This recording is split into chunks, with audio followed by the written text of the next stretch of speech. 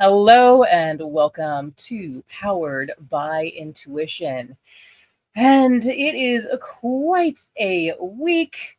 Um, just so much happening, so much going on. A heat wave out here in Los Angeles that is kicking my behind, but only because our AC was out. Speaking of which, if you are in Los Angeles, there has been new regulation that has been pushed where you are permitted to put in an AC unit. Your landlord cannot stop you from doing that. So be aware of that. That is a habitability issue as well, which means it's like a high importance item. So be aware of that situation. What else? Oh my goodness. Just so much happening. It feels like it's Mercury retrograde still. I'm guessing some other things are retrograde. I don't know what's going on.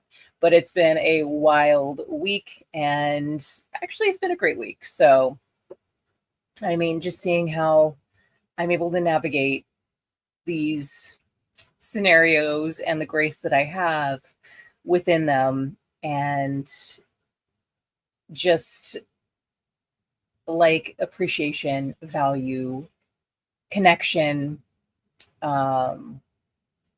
all of those good things, community, all of that is just wrapped up into one thing. So very thankful and grateful for that. The reason why I'm late again, I am late again. And that just means I need to switch the time that this happens. So I'll be switching the time to 7 p.m. rather than trying to push it at 6 or 6:30 and bouncing around. That is just not sustainable. So I will be moving this to the live recording of this to 7 p.m. if you ever want to join for that. And what else?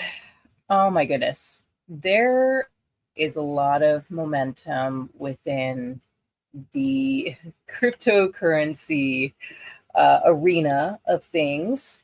So if you are not keeping apprised of that, this is where financial institutions are shifting towards. Like there was like 4 bills that I know for sure have been passed on cryptocurrency. And then I think there were subsequent bills as well that are allotting more and more things. Like there is a DAO, which is, well, a stable coin. I don't know if it's actually a DAO, but it's a stable coin that was released by Wyoming. So it's called Frontier. So that was a new push this week on getting that more as a regular currency within the states. So lots of shifts, lots of changes, and a lot to learn when it comes to cryptocurrency, but it's actually not that hard if you're dealing with the right people. So if you want to hear more about that, if you're like, maybe I should get into this and you're curious about it, let me know in the comments and I will follow up with you on that. Or I might make a whole episode on that just to support people and get people up to speed. If you're an eco person and eco-friendly person and you're like, I can't because it's just too hard on the environment, totally understand that. Just know what you're getting into and be prepared for what might happen with those choices. So, always move forward in doing what you feel is right, but it needs to be beneficial. You're going to attract more with honey rather than not. So, just ensure that your actions are with mindfulness. You have to look at another person's needs and then work within that framework of addressing their needs and then showing them how their needs can coincide with your needs. It's not about authoritarianism. And that is something that happens I've seen progressively happening within our culture. So a lot of people are trying to fight fascism right now. And instead of shifting themselves, working on themselves, working towards a cohesive effort, there is the ricochet effect. And what that is we've not necessarily us, but you can look at other countries that have been in similar situations. And you can look at what happens next. And because a lot of people don't pay attention to history or either don't do the internal self work to alleviate these patterns, there is a very distinctive pattern where you have people who are activists, and the activists are actually fascists too. So it doesn't cure fascism when it's my way or the highway. There is only this way, and you can't deviate from that. If you don't talk about this, I'm going to punish you or attack you or insinuate falsehoods about you. It's the same narrative, just a different veneer, just a different exterior. And you have to do that self-reflective work to understand that fascism comes with a set of behaviors, and a lot of people dismiss or don't understand or don't pay attention to the behaviors to go, am I behaving in this way that can cause this to happen? So a lot of times when a fascist dictator that is unpopular, may have been popular from the onset and then becomes increasingly unpopular by the people, then the people, do their thing, decry, dethrone, and then they put in another fascist. And then that cycle happens again. So, a lot of people get to look at, well, what takes us out of this paradigm and into something actually better? Because being authoritarian, you're creating the same thing in just a different way and feeling like you're right or self-righteous, which is why self-righteousness is so problematic. So that segues me into the discussion of this week, where there's specific campaigns that are designed to manipulate people's perceptions of a certain group, create divisions. And I have now found worse, to where I'm like, okay, I need to address this because I have a theory, and this theory still needs to be disproven or proven. That's the part of a theory. It's not fact. My feelings on this are not fact. This is just an idea and an opinion. That's not fact. But there are some things that have correlated across platforms that are very concerning, where there are some players, and sometimes platforms do this to encourage engagement. They will have, Facebook outed themselves on this, and it really riled up a lot of people. And we already know that other platforms are doing this. Facebook is not the first one. They're the first one to kind of like announce it, that there are AI agents acting like real people. And they're there for the sole purpose of engagement. And it's not fun engagement. It's engagement by agitation. So this is like, I'm going to call it, it's the same thing as vaccine theory, right? So you bring in the virus or whatever, bacteria, virus, that sort of thing, the pathogen. And then you have something to agitate the immune system so that the immune system will attack a very mild or unlived version of that pathogen.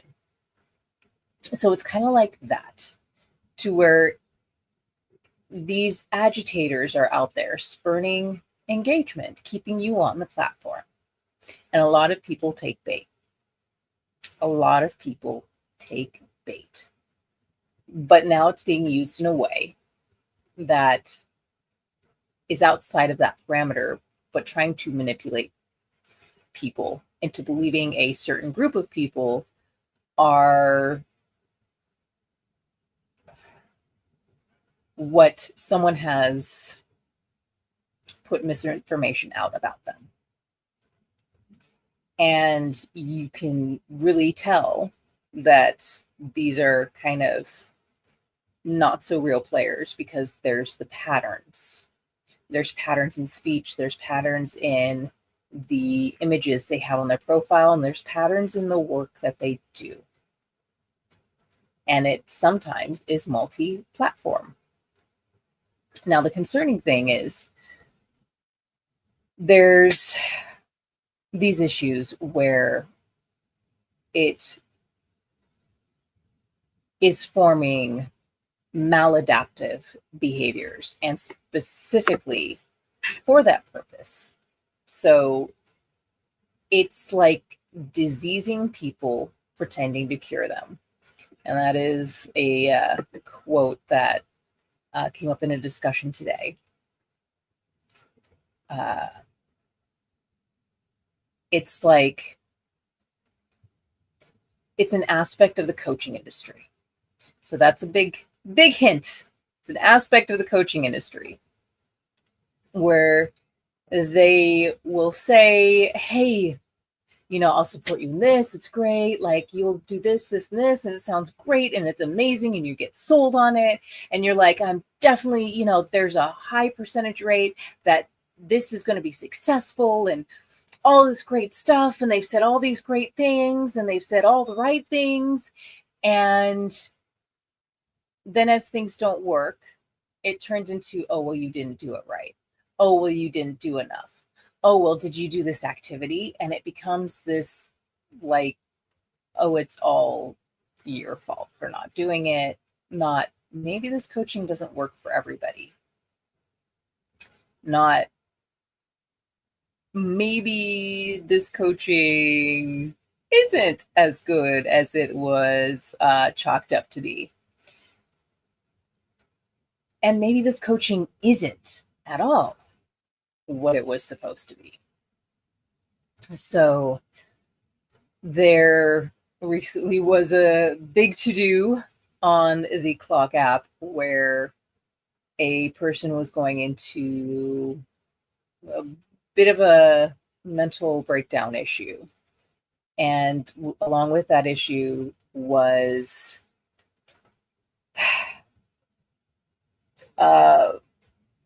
what is it?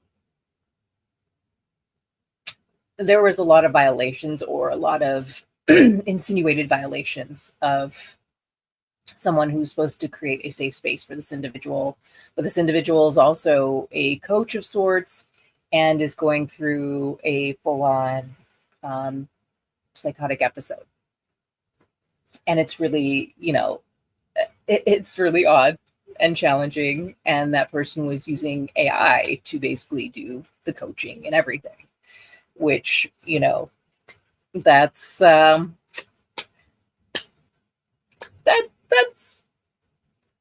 that's what it was. And it wasn't really anything that was, obviously viable. So this coaching that I'm talking about specifically is something far more nefarious, because there is an organization that specifically targets a younger audience. And this younger audience obviously is very susceptible in multiple ways, feeling lost, and they are targeting them to put them into a never-ending funnel that has some really not so good connotations, like things that young people should not be exposed to. And they are being exposed to that, and then hooked upon that, and then perpetually locked in this system of coaching, and it just doesn't lead to the results. And unfortunately, there's many people within that group that because it's happened so young, it's hard to break free from those cycles because it includes addictive factors. And we really get a look at how we're engaging with people online, what we're engaging with online. And we need to start asking those critical questions of, well, is this person real? Is this person actually who they say they are?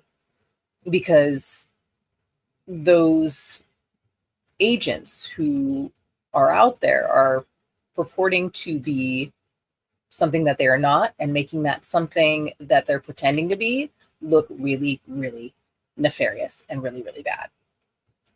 And that's concerning for me to see that behavior happening. And I know that they are not real people. I'm able to spot that. I'm able to have the discernment cultivated to have that awareness and figure this stuff out pretty easily. But not a lot of people have my skill sets. Not a lot of people know how to differentiate between, oh, well, this person probably is not a real person. And that's the topic, is online isn't real. Like, I'm sitting here talking to you. Yes, I'm a real person. I'm not like AI. Look. Definitely not an AI person. Not wearing makeup, sweating. Although, I have a nice little glow popping, okay? Because the sweat. But if I haven't met you in person, we're not friends. We don't know each other. Even when we discuss online things, like, we don't really know each other.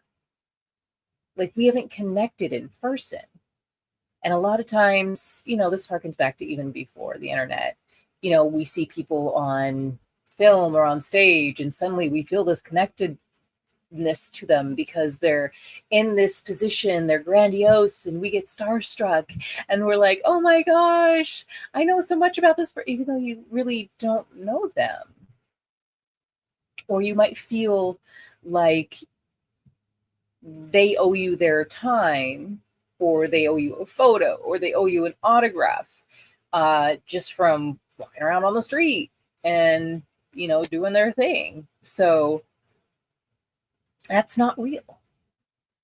There isn't a real connection until you've really connected in person. One of the things that I think has been very fascinating for me is, even though I've had a friend online and we do end up meeting in person, it's almost like doing things all over again. It's almost like interacting all over again. It's almost like the internet is kind of its own little encapsulated sphere, because I feel myself asking, wait, I remember this happened with them and we talked about this, but was it really? And then I second guess myself and I'm like, was it them or was it someone else? Am I confusing people? Yada, yada, yada, yada, yada, and I'm just kind of like, and then I don't bring it up, even though, it might actually be that person. So, there is this change, this differentiation. And I've also, noticed a lot of times when I do know someone in person, what we talk about online doesn't often come up in person either. So be mindful of that. Be mindful of your interactions and start questioning things. Okay, is this person's profile picture a little weird? Are they saying these canned responses? Are they jumping to false conclusions that aren't really there? Are they, trying to create arguments because they're, misunderstanding the situation. They're not asking questions. They have no critical thinking skills. They seem like they're just kind of, once again, programmed in these responses. You really need to ask if that's a real person or not, and if it's worth your time to engage. And that's been the other thing. So, with the internet not being real, I am able to take a break. And that's what I've actually been doing, resting, taking a break, working my butt off in real life. So I've been taking an online break because that is the healthy thing to do, because I have things that I need to manage in real life. And I don't see being online as valuable as real life interactions. Now, of course, online stuff, not making any money from it. That's okay. I'm still going to do this. But I have to value and prioritize my life, my livelihood, my community, my interactions with the people around me. And I show up. So when it comes to these things, like, bring in your priorities, right? Like, you have to prioritize your physical surroundings, what's really going on around you, which, by the way, yay, new backdrop. I'm going to be doing a little more jazzy things here, but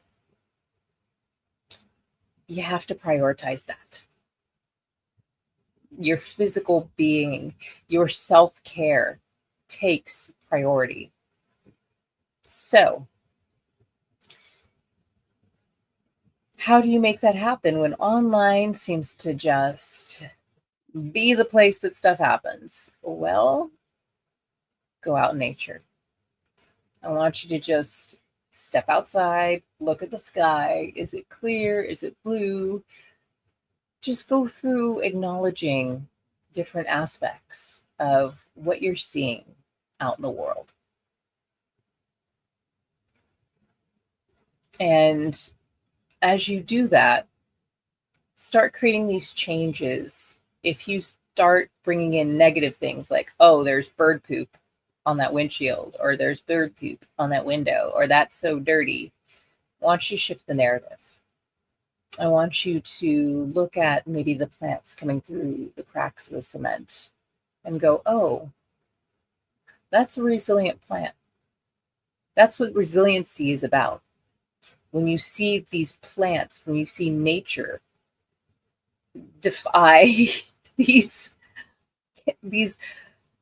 cement behemoths, nature always finds a way. That's resilience. So I want you to look at those paradigms. And I want you to admire that. And from there, even just looking at the plants coming up through the cracks, like, how does that even happen, right? Start questioning it. How does that even happen? Like, cement is it's like stone. But yet nature peeks through. And then figure out ways how you can embody that. If this, then that. All right, one of my main principles, if this, then that. If this can happen, then that's something that maybe I can do. Being resilient and breaking through. So really bring in these principles, bring in these shifts in your perspective so that online isn't drawing your attention too much, because a lot of people are just willing to disconnect so easily. Things are very challenging. Like this week there was some struggle, but I didn't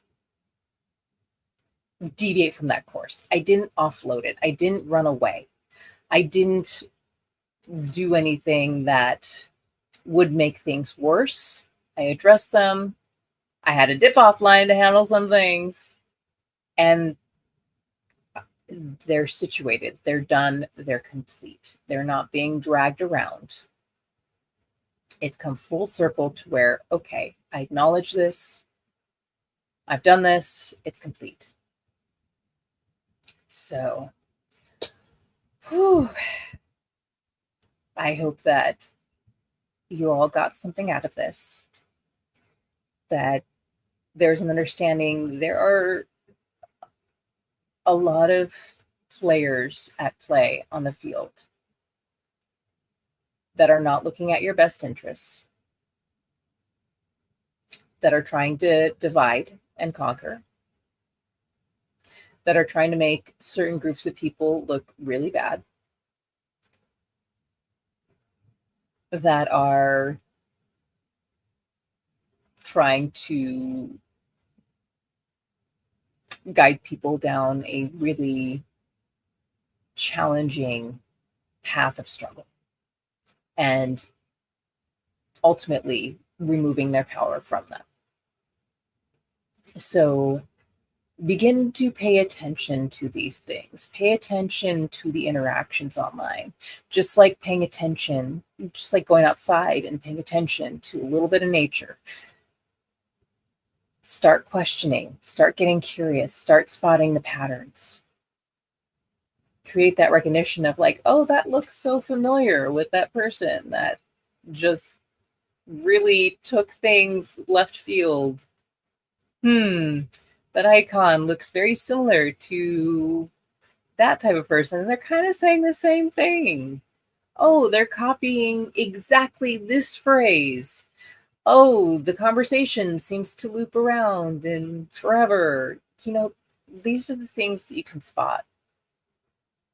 And sometimes if you ask them if they are a robot, they'll just end the conversation. Suspicious. But it was very fascinating. I'm going to wrap it up with this.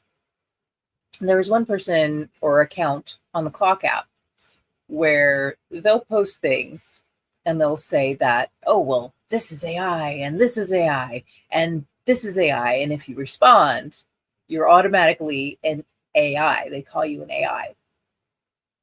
And that's kind of the form of deception, because really, when you look at the pattern, if this, then that. If they call everyone AI, then either they're in a sort of episode or they are AI. They would never show their face. And actually, I challenged them on that. I was like, wow, this is a faceless account. How funny.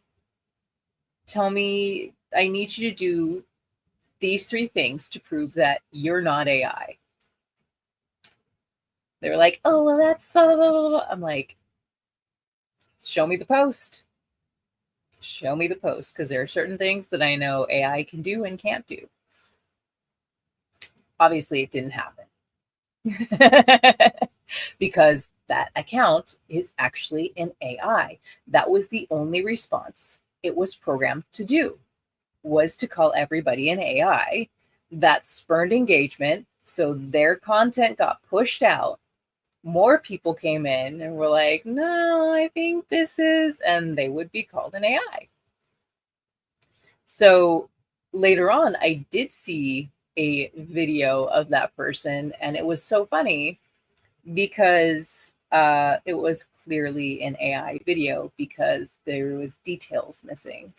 So you can look at my teeth. You can see my teeth. Well, their whole mouth, their teeth were all blurred out. So, that was a telltale sign. Oh, well, that's AI. There are so many AI videos online that look really real. It's looking really impressively realistic, uncanny valley. And people don't understand that, A, it's AI. The whole entire video is AI. It looks like there's a person down in the corner that might be a real person. And then you'll see this speaker, like an older, elderly person being talking about a product type of thing. And it's all AI. The entire video is AI. So be careful of that stuff. Like, be mindful of what you're consuming, what you're looking at, what you're responding to.